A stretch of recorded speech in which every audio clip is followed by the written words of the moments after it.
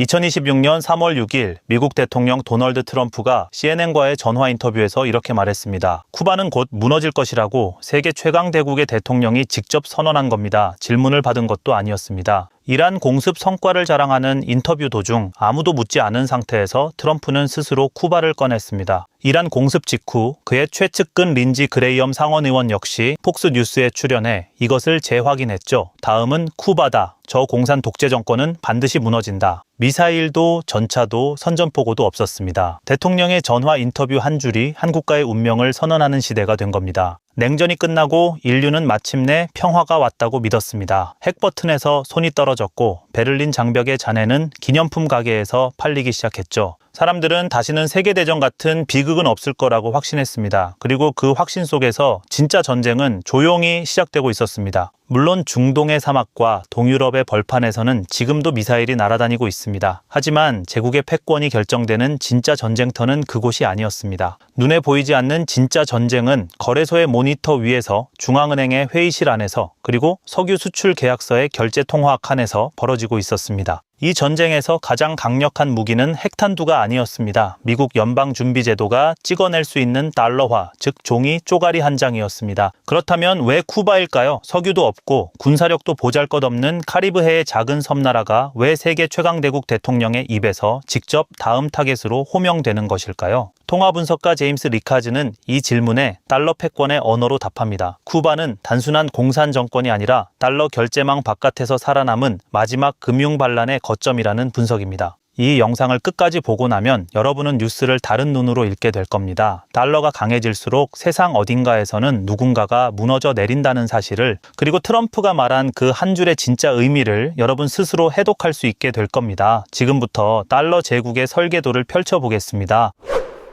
1973년 세계는 오일 쇼크로 충격에 빠졌습니다. 중동 산유국들이 원유 수출을 제한하자 미국 경제는 휘청였고 달러의 기축통화 지위는 뿌리부터 흔들렸습니다. 닉슨이 금 태환을 정지시킨 지 불과 2년 만의 일이었습니다. 원래 달러는 은행에 가져가면 실제 금으로 바꿔주는 든든한 금 교환권이었는데 미국이 일방적으로 이 약속을 깨버린 겁니다. 금이라는 보증수표를 잃고 달러가 진짜 종이 쪼가리로 전락할 뻔했던 절체절명의 위기였죠. 당시 미국이 선택한 해법은 전쟁도 봉쇄도 아니었습니다. 그것은 협상이었고 동시에 가장 정교한 금융함정의 설계였습니다. 미국 재무장관 윌리엄 사이먼은 사우디아라비아와 비밀 협약을 맺었습니다. 핵심은 단 하나였습니다. 사우디가 전 세계의 원유를 팔 때 반드시 달러로만 결제받는다는 조건이었습니다. 그 대가로 미국은 사우디 왕가의 안보를 보장했죠. 이렇게 탄생한 것이 바로 페트로달러 시스템입니다. 이 시스템의 작동 원리는 단순하면서도 압도적입니다. 일본이 사우디산 원유를 사려면 먼저 엔화를 달러로 바꿔야 합니다.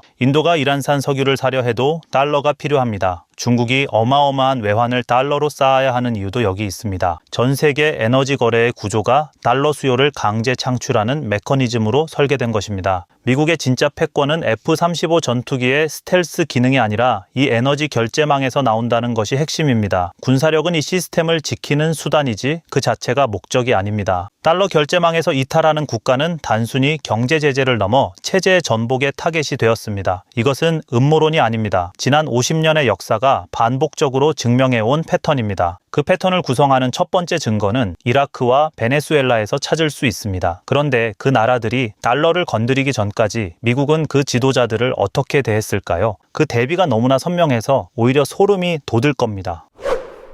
2003년 3월 미국은 이라크를 침공했습니다. 공식 명분은 모두가 기억하는 그것, 대량살상 무기였습니다. 하지만 전쟁이 끝나고도 단 한 발의 생화학 탄두도 핵시설도 발견되지 않았습니다. 세계는 어리둥절했지만 곧 다른 이야기에 묻혀 잊혀졌죠. 그러나 잊혀서는 안 될 사실이 하나 있습니다. 사담 후세인은 침공 3년 전인 2000년 10월 이라크의 원유 결제 통화를 달러에서 유로화로 전환하겠다고 공식 선언했습니다. 당시 유로화는 달러보다 약세였기에 경제적으로 손해처럼 보였습니다. 하지만 후세인이 노린 것은 이익이 아니라 신호였습니다. 달러 결제망에서의 이탈 선언, 그것은 제국의 심장부를 향한 정면 도발이었습니다. 이 결정 이후 이라크는 세계에서 가장 위험한 나라가 되었습니다. 그 테러 지원국 딱지는 그 다음에 붙었습니다. 무기가 없었다는 사실이 밝혀진 뒤에도 결제 통화를 원래대로 되돌리는 것이 침공 이후의 첫 번째 경제 조치였다는 점은 많은 것을 시사합니다. 베네수엘라의 니콜라스 마두로 정권은 더 현대적인 방식으로 저항을 시도했습니다. 2018년 마두로는 페트로라는 국가 주도 암호화폐를 발행했습니다. 원유 매장량을 담보로 한 이 디지털 화폐는 달러 제재망을 우회하는 것이 명시적 목표였죠. 그 직후 미국 재무부는 마두로 정권을 마약 밀수 및 카르텔 연루 혐의로 전방위 제재하기 시작했습니다. 마두로 본인에 대한 현상금 수배령까지 내려졌습니다. 2026년 1월 마두로는 결국 체포되었습니다. 달러망을 건드리는 순간 그 나라의 지도자는 독재자가 되거나 범죄자가 됩니다. 이것은 우연이 아닙니다. 그렇다면 이보다 훨씬 더 정교하고 체계적으로 달러를 버리려 한 나라는 어떤 결말을 맞이했을까요?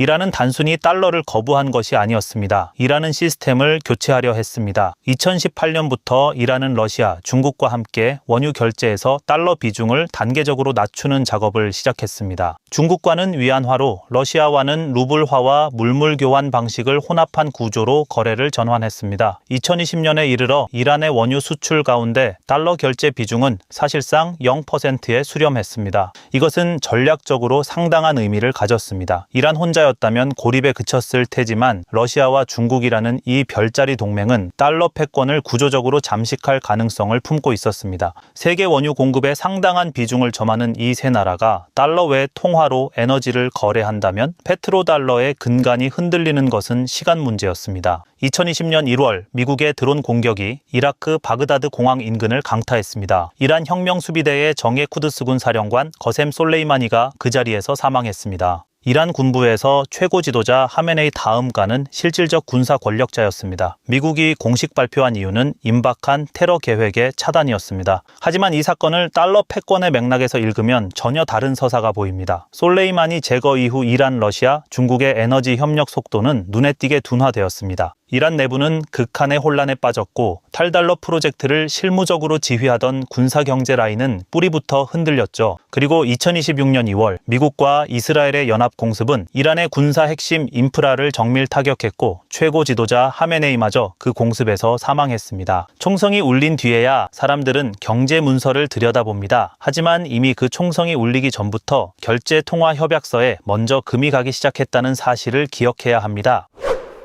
쿠바에는 원유가 없습니다. 세계 원유 매장 순위에서 쿠바는 이름조차 올리지 못하는 나라입니다. 페트로달러 시스템에서 쿠바가 흔들 수 있는 카드는 없어 보입니다. 그런데 왜 트럼프는 묻지도 않은 질문에 스스로 쿠바를 꺼냈을까요? 그 답은 쿠바의 역사와 지금 이 순간의 선택에 모두 담겨 있습니다. 쿠바는 1960년 미국의 경제 이익을 정면으로 짓밟았습니다. 피델 카스트로는 쿠바에서 영업 중이던 미국 석유 기업들의 정유 시설을 국유화했습니다. 소련이 제공한 저가 원유를 정제해 달라는 요구를 에소, 쉘, 텍사코가 거부하자 카스트로는 망설임 없이 해당 시설 전체를 몰수했습니다. 당대 최강의 석유 자본이 쿠바 땅에서 쫓겨난 것입니다. 미국은 즉각 포괄적 경제 봉쇄에 돌입했으며 이 봉쇄는 60년이 넘도록 형태를 바꿔가며 이어지고 있습니다. 그런데 2023년부터 24년 사이 쿠바에서 새로운 움직임이 포착되었습니다. 러시아의 독자 금융 결제망인 미르 시스템이 쿠바에 도입되기 시작한 것입니다. 미르는 미국 주도의 스위프트망을 우회하는 러시아 독자 결제 인프라입니다. 우크라이나 전쟁 이후 러시아가 스위프트에서 배제되자 독자 금융 네트워크를 강화한 결과물이죠. 트럼프는 2026년 1월 쿠바의 원유를 공급하는 모든 국가의 수입품에 관세를 부과하는 행정명령에 서명했습니다. 그 직후 멕시코와 베네수엘라가 쿠바 원유 공급을 전면 중단했습니다. 현재 쿠바는 극심한 전력 대란으로 상업 항공 운항마저 중단된 상태입니다. 총성 없이 섬 하나가 서서히 숨을 잃어가고 있습니다. 달러 패권을 흔드는 데에 꼭 석유가 필요한 건 아닙니다. 금융망의 균열을 허용하는 지리적 거점, 그것만으로도 충분한 위협이 됩니다. 그렇다면 미국은 이런 나라를 정확히 어떤 방식으로 무너뜨릴까요?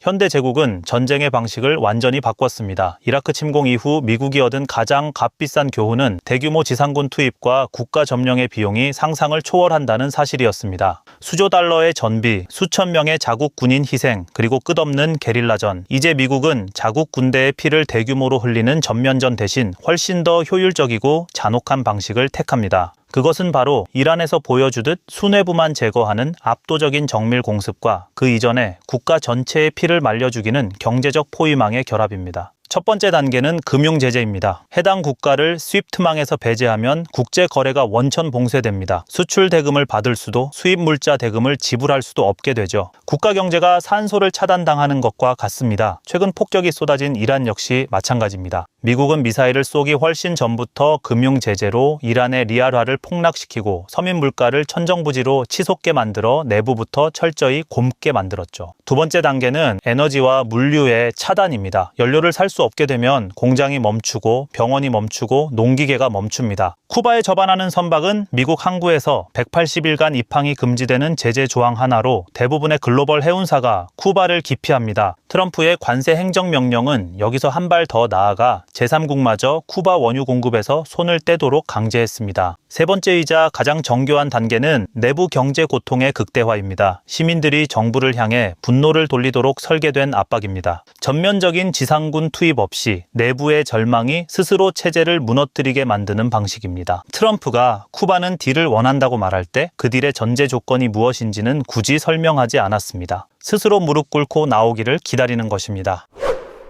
20세기 후반의 세계화는 하나의 거대한 약속이었습니다. 국경을 낮추고 분업을 심화하면 모두가 더 싸게 살 수 있다는 약속이었죠. 중국의 저렴한 노동력, 중동의 값싼 에너지, 동남아의 유연한 제조 인프라가 글로벌 공급망이라는 이름으로 연결되었습니다. 아이폰 하나를 만들기 위해 원자재는 아프리카에서, 부품은 대만에서, 조립은 중국에서 이루어지는 시대가 당연한 것처럼 여겨졌습니다. 그 시대는 끝났습니다. 2020년 팬데믹은 글로벌 공급망이 얼마나 취약한지를 적나라하게 드러냈습니다. 반도체 하나가 부족해 자동차 공장이 멈추고 마스크 하나를 두고 동맹국들이 경쟁했습니다. 그리고 2022년 러시아의 우크라이나 침공은 에너지망이 언제든 지정학의 무기가 될 수 있다는 사실을 유럽 전체에 각인시켰습니다. 각국은 이제 효율성보다 안전성을 선택하기 시작했습니다. 미국은 반도체 제조를 자국으로 되돌리기 위해 수백억 달러를 쏟아붓고 있습니다. 유럽은 에너지원 다변화에 사활을 걸고 있습니다. 일본과 한국은 핵심 광물 공급망을 친미 동맹국 중심으로 재편하고 있습니다. 이것을 탈세계화라고 부릅니다. 그리고 탈세계화는 구조적으로 인플레이션을 수반합니다. 효율의 극대화가 아닌 안전의 확보를 위해 중복 투자하고 비싼 비용을 감수하는 구조로 전환되기 때문입니다. 더 이상 가장 싼 공급처에서 물건을 살 수 없습니다. 신뢰할 수 있는 동맹 공급처에서 더 높은 가격을 치르고 사야 합니다. 이것은 단순한 경제 트렌드가 아닙니다. 이것은 패권 질서의 재편이 개인의 지갑과 직결되는 방식입니다. 쿠바 문제가, 이란 제재가, 베네수엘라의 붕괴가 나와 무관한 먼 나라 이야기가 아닌 이유가 바로 여기에 있습니다. 세계가 진영으로 쪼개지는 지금 도대체 돈은 어디로 도망치고 있는 걸까요?